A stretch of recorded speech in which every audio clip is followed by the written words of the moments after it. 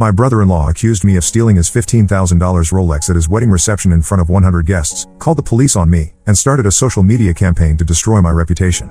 When the watch was found in his car weeks later, he refused to apologize and my wife still took his side over mine. I never thought I would be writing this post, but here I am at 2 a.m., unable to sleep after what happened at my brother-in-law's wedding reception 3 weeks ago. My wife Becca, 32F, and I, 34M, have been married for 8 years, and we have 2 kids together, Millie, 6F, and Troy, 4M. Let me start with some background about my relationship with Becca's family. Her younger brother Sebastian, 29M, has always been the golden child in their family. He works as a financial advisor at some big firm downtown and makes good money. Their parents, Linda, 58F, and Robert, 61M, have always made it clear that Sebastian can do no wrong. When we got engaged, Robert pulled me aside and told me I better take good care of his daughter because she could have done better. That should have been my first red flag. Becca and I met in college when we were both studying business. I ended up switching to education and became a high school math teacher. The pay is not great, but I love my job. Robert never let me forget that I make less money than Sebastian. At every family gathering, he would make comments about teachers not being real professionals or ask when I was going to get a real job. Becca would tell me to ignore him, that he meant well. Sebastian got engaged to his girlfriend Jessica, 27F, about 2 years ago. Jessica comes from money. Her dad owns several car dealerships across the state. From the moment they announced their engagement, Linda started planning this massive wedding. The budget was apparently close to $80,000. Linda would constantly compare their wedding plans to our wedding, which was much smaller and simpler. She would say things like how nice it was that Sebastian found someone who could give him the wedding he deserved. The wedding itself was beautiful. It was held at this fancy country club that probably costs more per plate than I make in a week. Becca was a bridesmaid, so she was busy most of the day with wedding party duties. I spent most of the ceremony chasing our kids around and trying to keep them quiet. During the cocktail hour, Sebastian came up to me and started talking about his new Rolex watch. It was a wedding gift from Jessica's parents, apparently worth about $15,000. He kept showing it off to everyone, talking about how it was a limited edition model. I complimented it because what else do you say, but honestly, I cannot imagine spending that much money on a watch. The reception was in full swing when things went sideways. I had just finished dancing with Millie when Sebastian started yelling across the room. He was standing near the head table, looking around frantically. Jessica was trying to calm him down, but he was getting louder. Then he pointed directly at me. Sebastian marched over to where I was standing with the kids and started accusing me of taking his watch. He said he had left it on the head table when he went to take photos outside with Jessica. When they came back, it was gone. He claimed I was the only person he saw near the table during that time. I told him I had not been anywhere near the head table. I had been on the dance floor with Millie, then went to the bathroom, then got drinks for the kids. Several people heard this conversation because Sebastian was not keeping his voice down. Becca came rushing over from across the room, still in her bridesmaid dress. Instead of defending me, Becca immediately started asking me if I was sure I had not picked up the watch by mistake. She kept saying maybe I moved it without thinking. I could not believe she was questioning me instead of supporting me. The whole wedding party was now gathered around us, along with most of the guests. Robert appeared out of nowhere and got right in my face. He said he always knew I was trouble and that teachers like me were just jealous of successful people. He said I probably took the watch to sell it because everyone knew teachers do not make real money. Linda was crying and saying how I had ruined Sebastian's special day. Jessica's parents looked horrified. Her father actually stepped between Robert and me, telling everyone to calm down. But the damage was done. The entire reception had basically stopped to watch this drama unfold. The band had even stopped playing. Sebastian demanded I empty my pockets right there in front of everyone. I refused because I had done nothing wrong. This made him even more angry. He said if I had nothing to hide, I would prove it. Becca was begging me to just show everyone my pockets to end this nightmare. I finally agreed, just to make it stop. I pulled out my wallet, keys, phone, and some mints. No watch. Sebastian was not satisfied. He said I must have hidden it somewhere else or given it to Becca to hold. He wanted to search Becca's purse too. That was my breaking point. I told Sebastian he was out of line and that I was not going to stand there and be treated like a criminal at his wedding. Becca grabbed my arm and whispered that I was making it worse. But I had reached my limit with her family's treatment of me. Robert called me pathetic and said a real man would not act this way if he was innocent. He said I was probably planning to pawn the watch to pay for my kids' school clothes. The entire room was watching this happen. I saw people recording with their phones. Millie started crying, and Troy was hiding behind my legs. Security at the country club finally intervened. They suggested everyone take a break and look for the watch calmly. Jessica was mortified and kept apologizing to her parents. Sebastian was still convinced I had taken it, but he could not prove anything. We ended up leaving the reception early. The car ride home was silent except for Millie asking why Uncle Sebastian was yelling at Daddy. Becca did not say much, just that we would figure it out later. But I could tell she was embarrassed and angry. The next day, Becca's entire family was blowing up our phones. Sebastian was demanding I return his watch. Linda was crying about how I had destroyed her son's wedding day. Robert left a voicemail saying I had 48 hours to return the watch before he called the police. Becca finally talked to me that evening. Instead of being outraged about how her family treated me, she kept saying that maybe there was some misunderstanding. She suggested I call Sebastian and apologize for the confusion, just to smooth things over. When I asked what I should apologize for, she said for making a scene at his wedding. I could not believe what I was hearing. I had not made the scene. Sebastian had accused me of theft in front of 100 people. But Becca kept insisting that I should take the high road and be the bigger person. She said her family was emotional because of the wedding stress and they would calm down eventually. But they did not calm down. Sebastian posted on social media about how someone had stolen his wedding gift and ruined his special day. He did not name me directly, but everyone who was at the wedding knew what he was talking about. Linda shared the post and added comments about how some people cannot stand to see others succeed. Several of Becca's cousins and friends started commenting with angry faces and asking what kind of person steals from a wedding. My phone started buzzing with notifications as people tagged me in the comments. Some of Becca's high school friends were messaging me directly, asking if the rumors were true. A few people from my work saw the posts because they are friends with Becca on Facebook. My principal even called me on Monday to ask if everything was okay because he had heard some concerning rumors. Becca deleted the tags and asked her family to stop posting about it, but the damage was done. Everyone in her social circle now thinks I'm a thief. When I go to the grocery store in our small town, I notice people looking at me differently. Millie's friend's mom was weird with me at school pickup. The whole situation has become this dark cloud hanging over our family. The worst part is that Becca still has not fully supported me. She keeps saying she believes me, but then adds that I should have handled the situation differently. She thinks I should call Sebastian and try to work things out man to man. Every time I bring up how hurt I am by her family's accusations, she changes the subject or says we should not dwell on negative things. 3 weeks have passed, and nobody has found the watch. Sebastian is still convinced I took it. Robert actually did call the police, but they told him there was no evidence of a crime and they could not do anything. This somehow made him even more angry because he said it proved the system was broken. I have been sleeping in the guest room because Becca and I keep fighting about this. She wants me to go to her family's Sunday dinners like nothing happened, but I refuse to sit at the same table as people who think I'm a thief. She says I am being stubborn and making the family situation worse by staying away. Last week, Millie asked me why we do not visit Grandma Linda anymore. I did not know what to tell her. Becca got upset with me for not having an answer ready. She said I was putting her in an impossible position between her family and her husband. I love my wife, but I am starting to see her differently. When push came to shove, she did not stand up for me. She believed her brother's accusation enough to ask me to prove my innocence in front of everyone.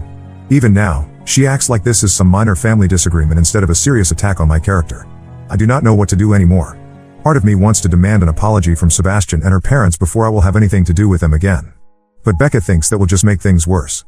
She keeps saying time will heal this situation, but I do not see how when her family still believes I'm guilty. How do I move forward from this? Am I wrong to expect my wife to defend me against false accusations from her family? Update 1: A lot has happened since my original post, and I wanted to update everyone who offered advice and support. The situation has gotten much worse, and I discovered some things that completely changed how I view this whole mess. First, the watch situation. About 2 weeks after my original post, Jessica's younger sister found the missing Rolex. It was in Jessica's car, wedged between the passenger seat and center console. Apparently, Sebastian had taken it off during the car ride to their hotel after the reception because it was bothering him, and it slipped down into the crack. When Jessica called to tell us they found it, I waited for the apology that never came. Sebastian sent a text message saying he was glad the watch turned up and that we could all move past this now. No apology for the accusations. No acknowledgement of what he put me through. Just a casual message like he was updating me about the weather. Becca was relieved and kept saying how great it was that everything worked out. When I pointed out that nobody had apologized to me, she said I should be happy the truth came out and not focus on grudges. She actually used the word grudges, like wanting an apology for being falsely accused of theft was somehow petty. Linda called the next day, but instead of apologizing, she launched into this speech about how the whole situation was unfortunate and how families need to stick together during difficult times. She never once acknowledged that they had wrongly accused me. She ended the call by inviting us to Sunday dinner like nothing had happened. Robert has not contacted me at all. According to Becca, he feels bad about what happened but does not know how to approach me. Becca keeps hinting that I should reach out to him first, which is absolutely not happening. But here is where things get really interesting. Remember how I mentioned that several people at the wedding were recording the confrontation with their phones? Well, one of Becca's cousins posted a video on TikTok. It was not the full argument, but it showed Sebastian pointing at me and yelling, and you could hear Robert calling me pathetic in the background. The video went viral in our local area. It got shared in several Facebook groups for our town and surrounding communities. People were commenting about how awful it was to accuse someone of theft at a wedding without proof. Some comments were supporting me, but others were taking Sebastian's side, saying I must have done something to deserve the accusation. This brought unwanted attention to our family. Local news picked up the story because social media drama involving wedding accusations was apparently newsworthy. They did not use our real names, but anyone who knew us could figure out who they were talking about. The news coverage was the breaking point for Becca. She blamed me for the whole thing becoming public, even though I had nothing to do with the video being posted. She said I should have kept my mouth shut at the wedding, and then none of this would have happened. When I reminded her that I was defending myself against false accusations, she said I made the situation worse by arguing instead of just going along with the search. This led to our biggest fight yet. I asked her point blank why she had not supported me from the beginning. Her answer shocked me. She said she knows her brother, and Sebastian does not usually make accusations unless he has good reason. She admitted that for a few days after the wedding, she actually wondered if I had taken the watch and forgotten about it. I could not believe what I was hearing. My own wife had doubted my innocence. When I asked her to explain this, she said Sebastian is usually very careful with his expensive things and it seemed weird that the watch would just disappear. She thought maybe I had moved it somewhere safe and forgot where I put it. The fact that she had doubted me, even briefly, felt like a betrayal. I asked her why she had never mentioned this before, and she said she did not want to upset me while we were trying to work things out with her family. But the damage was done. She had questioned my honesty, just like her family did. Our fights started happening more frequently. Becca would get defensive whenever I brought up how her family treated me. She kept saying I was dwelling on the past and not trying to move forward. When I pointed out that moving forward required acknowledgement and apologies that never came, she accused me of being unforgiving. The final straw came 3 weeks ago during another Sunday dinner invitation. Linda had called Becca directly this time, asking when I was going to stop punishing the family for an honest mistake. Becca relayed this message to me like it was reasonable. An honest mistake. That is what they were calling it now. I told Becca I was done pretending this was some minor misunderstanding. Her family had publicly humiliated me, damaged my reputation in our community, and caused problems at my job. The fact that they found the watch later did not erase what they had done to me. Becca's response was to pack up the kids and go to her parents' house for the weekend without me. She said she needed space to think about our marriage because I was becoming bitter and resentful. She took Millie and Troy on Friday after school and did not come back until Sunday night. When she returned, she had clearly been coached by her family. She came home with this whole speech about how marriages require compromise and forgiveness. She said her parents were worried about our relationship and thought we might benefit from taking a break from each other. I asked her if she was suggesting a separation, and she said maybe some time apart would help me get perspective on what was really important. She said she could stay with her parents for a few weeks while I figured out whether I wanted to save our marriage or keep holding on to anger. The way she phrased it made it clear that she saw me as the problem. I was the one who needed to change, not her family who owed me apologies. I was the one who needed perspective, not her family who had falsely accused me of theft. That conversation happened 5 days ago. Becca packed bags for herself and the kids and moved back to her parents' house. She said it was temporary, just until I was ready to work on our marriage properly. But I know what this really is. Her family wants me gone, and she is going along with it rather than standing up for her husband. I have spoken to the kids twice since they left. Both calls were awkward because Becca was obviously listening in the background. Millie asked when Mommy and Daddy were going to live in the same house again. I did not have an answer for her. Yesterday, I got a text from Sebastian. He said he heard Becca and the kids were staying with their parents and wanted me to know that nobody in the family wanted our marriage to fail. He said if I was willing to let bygones be bygones, we could all move forward as a family. Bygones be bygones. Like he had not accused me of theft in front of 100 people. Like his father had not called me pathetic and questioned my character. Like his mother had not said I ruined his wedding day. Like my wife had not doubted my honesty and then blamed me for defending myself. I have not responded to his text, and I do not plan to. Becca can stay with her family as long as she wants. I am done begging for apologies that will never come and respect that was never there to begin with. The house is quiet now. I go to work, come home, and try to figure out how this became my life. My marriage is falling apart because I refuse to admit to a crime I did not commit. My kids are living with people who think their father is a thief. And my wife chose her family's comfort over her husband's dignity. I am meeting with a lawyer next week to discuss my options. I never thought I would be here, but Becca made her choice when she packed those bags. Update 2: I wanted to update everyone on what has been happening since Becca moved out. The situation has continued to spiral, and I have learned some things that make the whole story even worse than I originally thought. Becca and the kids have been living with her parents for almost 3 months now. We have had several conversations about reconciliation, but they all follow the same pattern. She wants me to apologize to her family for making the wedding situation bigger than it needed to be, and I refuse to apologize for defending myself against false accusations. The kids have been asking when they can come home. Millie has started having problems at school because she does not understand why her family is split up. Her teacher called me 2 weeks ago to say Millie was having trouble concentrating and had been crying during class. When I brought this up to Becca, she said Millie would adjust once we figured out our marriage. I've been seeing the kids every other weekend, which feels completely inadequate. They come to the house on Saturday morning and leave Sunday evening. Millie keeps asking why she cannot sleep in her own bed anymore, and Troy has started having tantrums when it is time to go back to Grandma's house. During one of these visits, Millie said something that made my blood run cold. She told me that Uncle Sebastian had gotten her a new toy during their last shopping trip, and when she thanked him, He said good girls deserve nice things, not like daddies who take things that do not belong to them. I immediately called Becca about this, but she said Millie must have misunderstood what Sebastian meant. She claimed he would never say something like that about me to the children. But Millie is 6 years old, and she repeated the exact words he used. There was no misunderstanding. This was the first time I realized that Becca's family was actively working to turn my children against me. I started paying closer attention to things the kids would say when they came home from their weekends with me. Troy mentioned that Grandpa Robert told him that some daddies do not know how to take care of their families properly. Millie said Grandma Linda had explained that sometimes mommies and daddies live apart when the daddy makes bad choices. These were not innocent comments. Becca's family was deliberately poisoning my children against me. When I confronted Becca about this, she became defensive and accused me of paranoia. She said her family loved the kids and would never try to turn them against their father. But she could not explain why the kids were coming home with these specific messages about bad daddies and bad choices. Our marriage counseling sessions were not going well either. The counselor kept trying to get Becca to see that her family's behavior was inappropriate, but Becca would just repeat that they were good people who made a mistake. She refused to acknowledge that publicly accusing someone of theft was more than just a mistake. During our fourth session, the counselor asked Becca directly whether she believed I had stolen the watch. Becca hesitated before answering, which told me everything I needed to know. She said she believed me now, but there was doubt in her voice. After 8 years of marriage, she still was not completely sure I was innocent. That session ended early because I walked out. I could not sit there and listen to my wife express doubt about my character while pretending we could fix our marriage. 2 weeks later, I discovered something that changed everything. I was cleaning out some old files when I found Becca's college transcripts that she had asked me to store in my desk. While putting them away, I noticed something odd about the dates.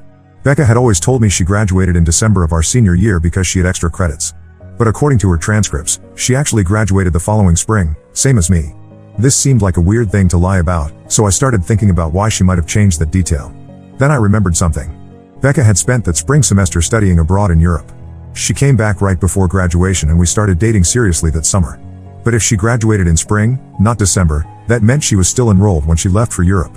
I called the study abroad office at our college and asked about their spring programs from our year. After some digging, they confirmed that Becca had been enrolled in a semester program in Italy. But here is the part that made my heart sink. The program was for students who were taking a break from their regular studies, not for students who had already graduated. When I confronted Becca about this discrepancy, she broke down and admitted she had lied about when she graduated. She said she had been struggling with her class's senior year and needed the extra time to finish her degree. She was embarrassed about it and thought it was easier to say she graduated early.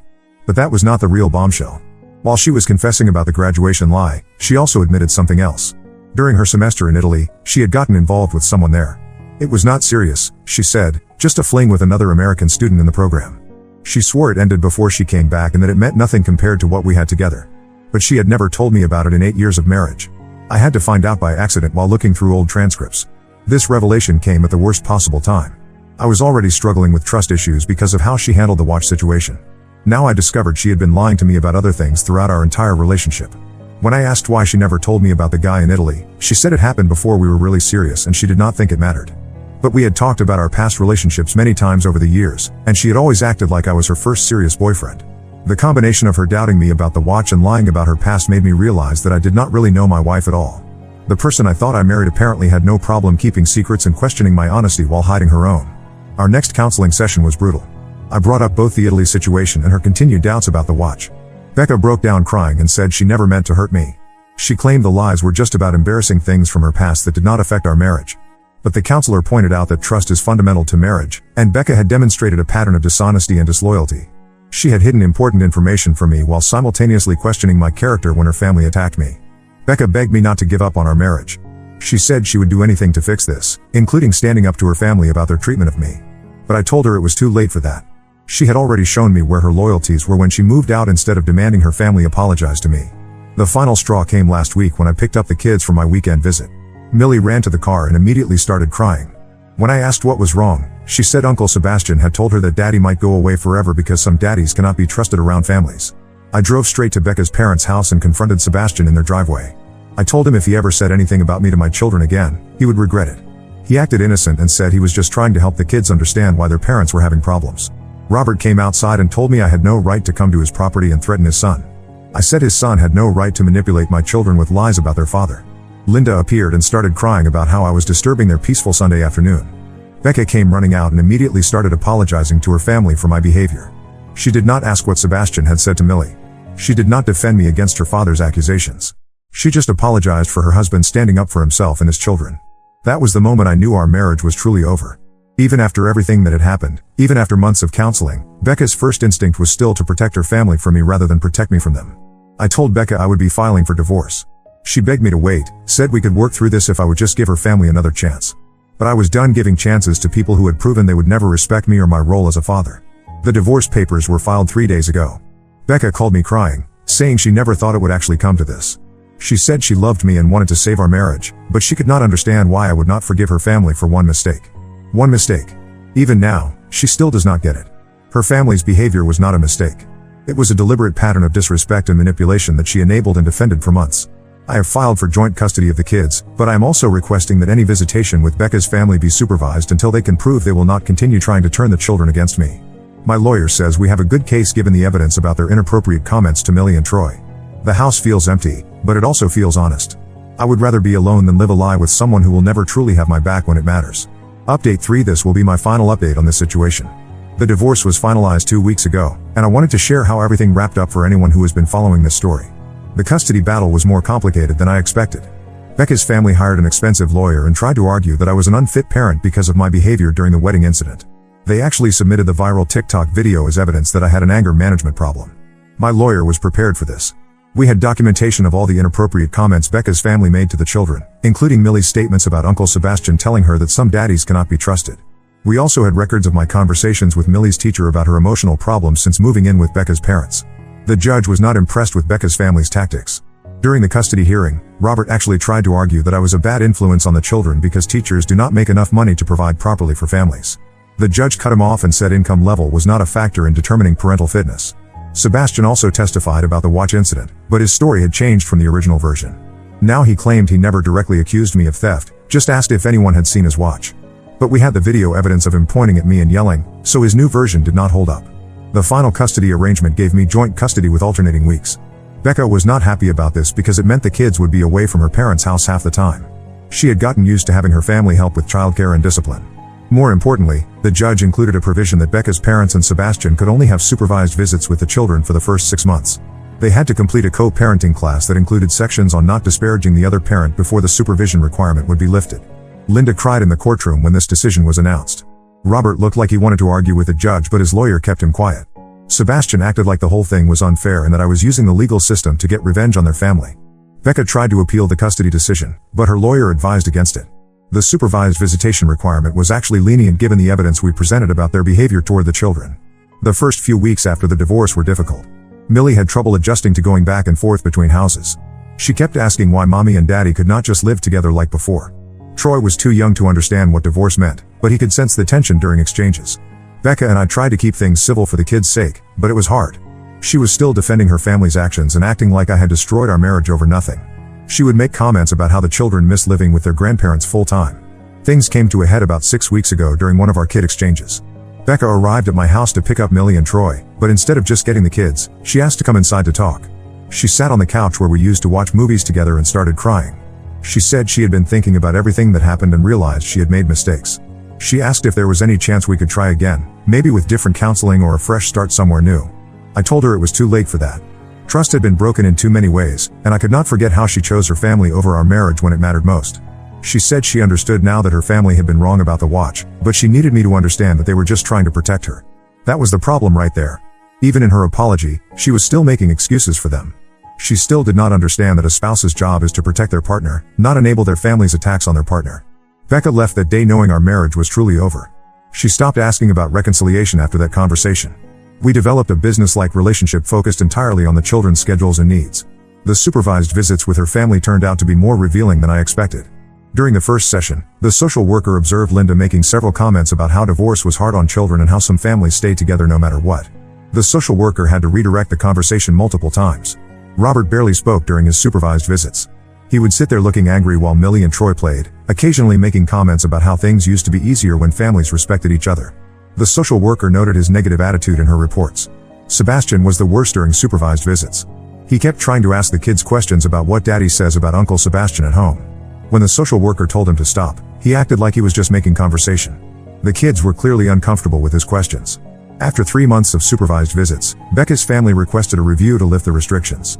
The social worker recommended keeping the supervision in place for the full 6 months because they had not completed the co-parenting class and continued to make inappropriate comments during visits. This decision caused a major fight between Becca and her family. She finally realized that their behavior was affecting her time with the children too, since the kids would come back from supervised visits feeling confused and upset. Becca called me after that fight with her family. She said she had told her parents and Sebastian that they needed to stop making comments about our divorce around the children. She said she was starting to understand why I had been so frustrated with their behavior. It was good to hear her say that, but it was about a year too late. If she had stood up to them from the beginning, we might have been able to work through the watch incident and save our marriage. But she had chosen their comfort over our relationship, and some damage cannot be undone. The kids have adjusted better than I expected to the new arrangement. Millie likes having her own room at both houses, and Troy enjoys having different toys and activities at each place. They still ask sometimes why mommy and daddy do not live together, but the questions are becoming less frequent. I have started dating someone new. Her name is Rachel, and she is a teacher at a different school in our district. She knows about the divorce and the circumstances that led to it. When I told her about Becca's family accusing me of theft, her immediate response was outrage on my behalf. She could not understand how a spouse would not defend their partner in that situation. It was refreshing to talk to someone who understood instinctively that the problem was not just the false accusation, but the lack of support from the person who should have had my back no matter what. Becca found out about Rachel when Millie mentioned her during a phone call. Becca was upset and asked if I was serious about this new relationship. I told her that was not her concern anymore, but that Rachel was good with the kids and respected our co-parenting arrangement. The supervised visits with Becca's family were finally lifted last month after they completed their co-parenting class. The social worker noted improvement in their behavior but recommended that Becca monitor their interactions with the children closely. Millie and Troy seem happier now that visits with their grandparents are less tense. Linda and Robert are more careful about what they say, though I can tell they still do not like me. Sebastian has been mostly avoiding the children during family gatherings, which is probably for the best. Looking back on this whole situation, I realized that the watch incident was not really about a watch at all. It was about respect, loyalty, and what happens when those things are missing from a marriage. Becca's family showed their true colors that night, and Becca showed hers by defending them instead of her husband. I am happier now than I have been in years. My relationship with my children is stronger because I am not constantly stressed about how Becca's family treats me. Rachel and I are taking things slowly, but she has already shown me what it feels like to have someone truly on your side. The divorce was painful, but it was necessary. Sometimes you have to lose everything to realize what you actually deserve. I deserve a partner who will stand up for me, defend me, and choose our relationship over her family's dysfunction. Becca still does not fully understand why our marriage ended. She thinks it was about stubbornness and an inability to forgive. But it was really about fundamental incompatibility in how we viewed loyalty, honesty, and partnership. I am done explaining myself to people who will never understand. My focus now is on being the best father I can be and building a life with someone who actually values what I bring to a relationship. The kids are doing well, and that is what matters most. This chapter of my life is finally closed. Now let's move to the next story. Story 2. My brother tried to declare me mentally unstable to steal my inheritance, but then I discovered this about his wife and now he's begging for forgiveness after losing everything. 28F, need to get this off my chest. Last year, my parents died in a tragic car accident, leaving behind a substantial inheritance to be split between me and my older brother Rob, 32M. We were always close growing up despite our 4-year age gap. Rob was the protective older brother who scared away my bullies in school, helped me with my homework, and even supported me when I decided to pursue art instead of business school like our parents wanted. I met Sarah, 31F, Rob's wife, during their college days. She seemed sweet at first, always including me in their plans and treating me like a sister. When they got married 6 years ago, I was the maid of honor. Sarah and Rob now have 2 kids, Tommy, 5, and Emma, 3. I adored my niece and nephew and would often babysit them or take them to art classes at my gallery. Our parents were successful business owners who built their wealth from scratch. They owned several commercial properties across the city, had diverse investment portfolios, and our family business, a chain of high-end furniture stores, was worth millions. The total inheritance was around $8 million, which was to be split equally between Rob and me. Rob worked as an investment banker at a prestigious firm, earning a substantial salary. I ran my own art gallery, which I started with a loan from our parents. The gallery was doing well, and I had just opened a second location when our parents passed away. After their death, I took over managing the family business since I had more flexible hours than Rob. The trouble started about 3 months ago. Sarah began showing up at my gallery unannounced, usually during closing time. She would bring coffee and act concerned about how I was coping with our parents' death. At first, I appreciated her concern. But then she started making subtle comments about money. She would mention how expensive private school was for Tommy and Emma, or how they needed a bigger house in a better school district. One time she directly said, "It must be nice to be single with no responsibilities. You can use your inheritance for anything you want." I brushed these comments off, thinking she was just stressed about their finances. Then she started questioning my business decisions. When I hired 2 new managers for our furniture stores, she told everyone I was spending money recklessly. When I donated some of our parents' old furniture to a charity, something they did regularly, she accused me of giving away family heirlooms. Sarah would often bring up how the family business should be run by Rob since he had a finance background. She ignored the fact that I had worked part-time in our parents' stores throughout college and knew the business inside out. Our parents had specifically mentioned in their will that they wanted both of us involved in running the business. The situation escalated when I received a certified letter from the court. Rob was filing for conservatorship over me, claiming I was mentally unfit to manage my inheritance. I felt like someone had punched me in the gut. The brother who had always protected me was now trying to take everything away from me. His petition included evidence of my supposed mental instability. They had screenshots of text messages I sent Rob late at night saying I missed our parents and couldn't sleep. There were photos of me crying uncontrollably at the funeral. They even used a picture of me talking to our parents' portrait in my office, something I did when I needed to feel close to them. I later discovered that Sarah had been secretly recording our conversations when she visited me. She had footage of me getting emotional while going through our parents' old photos, or getting angry when discussing a difficult client. Everything was taken out of context to paint me as unstable. The worst betrayal was from Dr. Anderson, our family doctor who had known us since we were kids. Rob had convinced him to write a statement suggesting I needed psychiatric evaluation. Dr. Anderson later admitted that Rob had shown him selected videos of me grieving and claimed he was worried I might harm myself. What broke my heart was finding out that Rob had been planning this for months. He had consulted with his lawyer right after our parents' funeral, gathering evidence while pretending to be my supportive brother. All those times he checked on me, brought me food, or helped with the business, he was just building his case. I hired Amanda, a tough lawyer who specialized in estate disputes. During our investigation, we uncovered the real reason behind their scheme. Despite Rob's high salary, he and Sarah were drowning in debt. They had a massive mortgage on their house, expensive car payments, credit card debt, and hefty private school tuition fees. They had been counting on getting my share of the inheritance to bail them out. What made me furious was finding out they had already made plans for my share. They had drafted contracts to sell the family business to a competitor, something our parents had always refused to do. They had also lined up buyers for some of our parents' properties. The court proceedings were like a nightmare. Rob's lawyer tried to use my grief against me, suggesting that running an art gallery and managing the family business was too stressful for my fragile mental state. They brought up every emotional outburst, every sad text message, every tear I had shed since losing our parents. But Amanda was brilliant. She brought in a grief counselor who explained how my behavior was completely normal for someone who had suddenly lost both parents. We also had statements from my gallery employees and the furniture store managers, all testifying to my competence in running both businesses. The turning point came when Amanda obtained security footage from my gallery. It showed Sarah entering after hours using Rob's spare key, which he had from when he helped me set up the gallery. She was caught planting documents that made it look like I was mismanaging gallery funds. This proved their malicious intent. The judge was furious when he saw the evidence. He not only dismissed their case but ordered them to pay all my legal fees. He also suggested that their actions bordered on criminal conspiracy and advised me to consider pressing charges. I immediately cut all contact with Rob and Sarah. I changed the locks at my house, gallery, and all the furniture stores. I hired security guards for the gallery and installed new security systems everywhere. I also took full control of the family business, removing Rob's access to all accounts and information. Now Rob's distant relatives and family friends keep telling me I'm being too harsh. They say he was just worried about me and that siblings should forgive each other. But trying to have me declared mentally unfit just to steal my inheritance isn't something I can forgive. I've lost not just my parents, but also the brother I thought would always protect me. Update 1: I want to thank everyone who offered support on my original post. These past 3 weeks have been a roller coaster, and things have gotten even messier than before. After the court dismissed Rob's case, I thought things would calm down, but I was wrong. Rob and Sarah have started a full-blown smear campaign against me and our community. They've been going around telling everyone that I'm using our parents' death to get revenge on them. According to their twisted version of events, I was always jealous of Rob's success and Sarah's perfect family life. They're claiming I manipulated the court system and somehow bought off the judge. Sarah even told our church group that I had threatened to hurt their kids if they didn't back off, a completely fabricated lie that made me sick to my stomach. Their lies have divided our entire social circle. People I've known my whole life are now looking at me differently. Last week, I went to my favorite coffee shop, and the owner, who's known our family for years, asked me if I was doing okay mentally. It turns out Sarah had told her I was having severe mental breakdowns and destroying our parents' legacy. After the court case, I had installed security cameras in both my gallery and home, mainly because I didn't trust Sarah.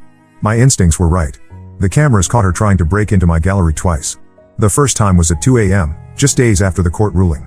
She used Rob's old key, not knowing I had changed the locks. The second time was during broad daylight. She actually brought a locksmith, claiming she was the owner's sister-in-law and had lost her key. When the police confronted her about these break-in attempts, she put on an Oscar-worthy performance. She broke down crying, saying she was just trying to check on me because she was so worried about my mental health.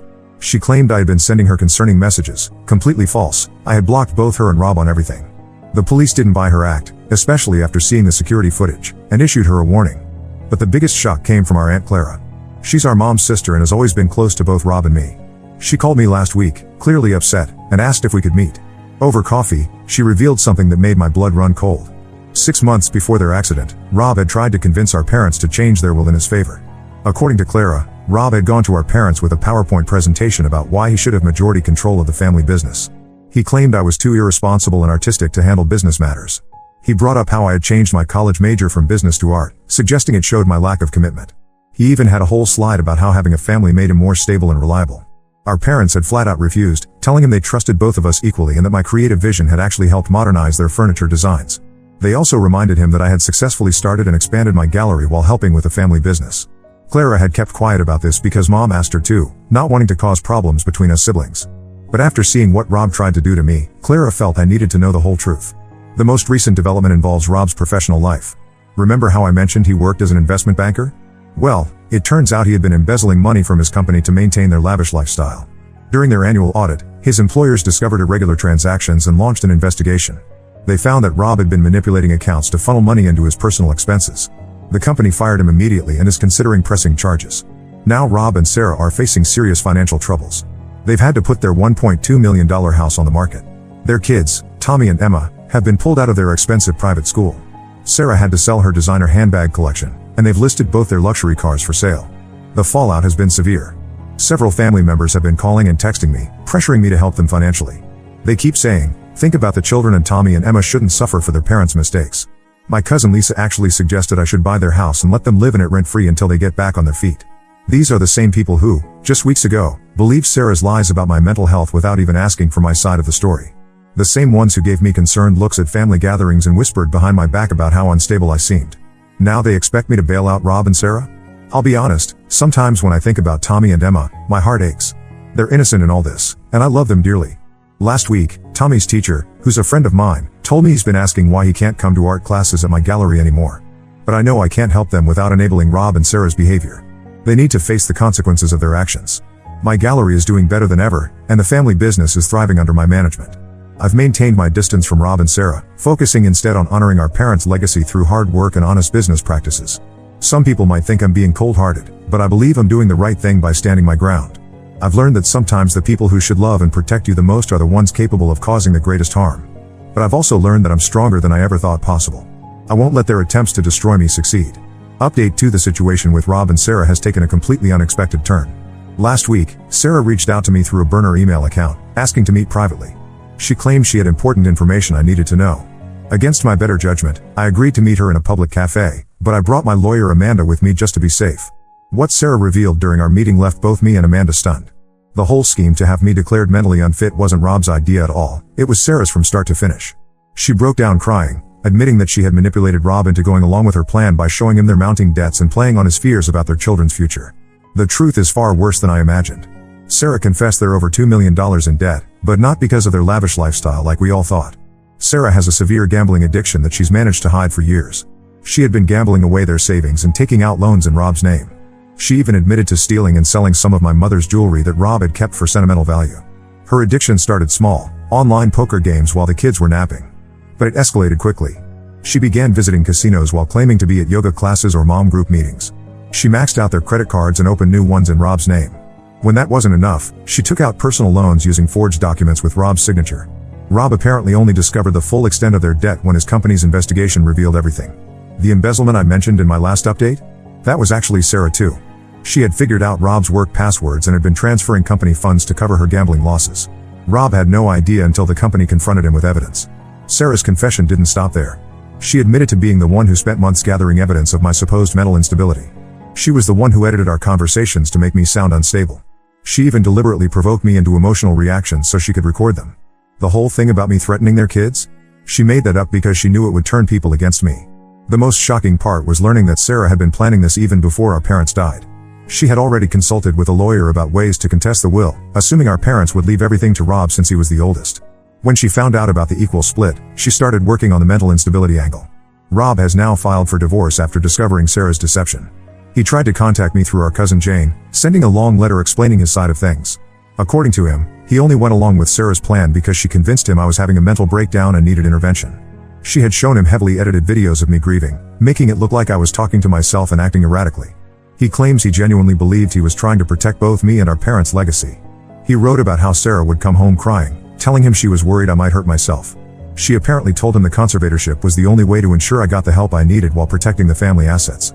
Part of me wants to believe him. The brother I grew up with would never willingly hurt me like this. But another part of me knows that whether he was manipulated or not, he still chose to try to have his own sister declared mentally unfit. He still sat in that courtroom while his lawyer tried to destroy my reputation. He still watched me suffer and said nothing. Sarah is now facing criminal charges for the embezzlement and fraud. She's looking at significant jail time, and Rob has filed for full custody of their children. She's begging me not to press charges for the break-in attempts at my gallery, saying she needs to be there for her kids. But after everything she's done, I can't find it in my heart to show her mercy. Rob keeps trying to apologize, saying he'll spend the rest of his life making it up to me. He's offered to sign away any claim to our parents' business and properties. He says he doesn't care about the money anymore, he just wants his sister back. But I'm not sure there's any coming back from this kind of betrayal. The hardest part is knowing that Tommy and Emma are caught in the middle of all this. They're too young to understand why their family is falling apart. Rob has asked if they can still come to art classes at my gallery, saying they miss their aunt. But I'm not ready for that. The wound is still too fresh. Update 3: These past 6 months have given me complete clarity about the whole situation. A lot has happened since my last update, and I want to share where things stand now. Rob and Sarah's divorce was finalized last month. Sarah pleaded guilty to fraud and embezzlement charges. She received a 3-year prison sentence but will likely serve only 18 months with good behavior. She moved to Arizona to live with her sister after making a deal with Rob. She gave up custody of the kids in exchange for him not pressing additional charges about the loans she took in his name. Rob lost their house and most of his assets paying off the gambling debts and legal fees. He's now living in a small 2-bedroom apartment across town with Tommy and Emma. He managed to find a job as a junior analyst at a smaller firm, making about a third of what he used to earn. His reputation in the financial sector is pretty much destroyed, and he's lucky to even have this job. He hasn't stopped trying to reconcile. Every month, like clockwork, he sends handwritten letters talking about how much he regrets his actions and how he misses his little sister. Last week, he even sent our old childhood photos and the friendship bracelet I made him when I was 10. He's also been sending Tommy and Emma's art projects and school reports, probably hoping to soften my heart through the kids. Some of his letters actually made me cry. He wrote about how he lies awake at night thinking about how he betrayed me, how he let Sarah manipulate him into hurting the one person who had always looked up to him. He mentioned specific memories, like when he taught me to ride a bike, or when he stayed up all night helping me finish my art school application. But then I remember how he sat in that courtroom, trying to take everything away from me, and my heart hardens again. The family business has grown significantly under my sole management. I've opened 3 new furniture stores and modernized our entire inventory system. The profits are up by 40% compared to last year. My art gallery has also expanded. I now have 4 locations across the city and am planning to open 2 more next year. Our extended family is still divided over the situation. Aunt Clara and a few others stand firmly by my decision to maintain distance. They've seen firsthand how much Rob's betrayal affected me and respect my need for space. But others, especially the older generation, keep pushing for reconciliation. They bring up Rob at every family gathering, talking about how well he's doing as a single dad and how much he's changed. Last month, I ran into Tommy at the mall. He's now 6 and looks so much like Rob did at that age. He saw me first and ran over, asking why I don't come to see them anymore. It broke my heart, but I managed to have a brief, friendly conversation before excusing myself. That night, Rob sent another emotional email about how Tommy came home crying because he missed his aunt. I'll admit, sometimes I miss the brother I thought I had. I miss being an aunt to Tommy and Emma. I miss the family dinners and weekend gatherings. But then I remember the security footage of Sarah breaking into my gallery, the court documents declaring me mentally unstable, the whispers and stares from people who believe their lies. Some betrayals cut too deep to heal. People tell me family should always forgive, that holding on to anger only hurts myself. Maybe they're right. But trying to have me declared mentally unfit, attempting to steal my inheritance, and destroying my reputation in the community, these aren't small mistakes that deserve easy forgiveness. Sometimes protecting your peace means keeping toxic people out of your life, even if they're family. I'm sharing this final update to close this chapter of my life. My businesses are thriving, I've built a strong circle of trusted friends, and I've found peace in my decision. Sometimes the family you choose is more important than the one you're born into.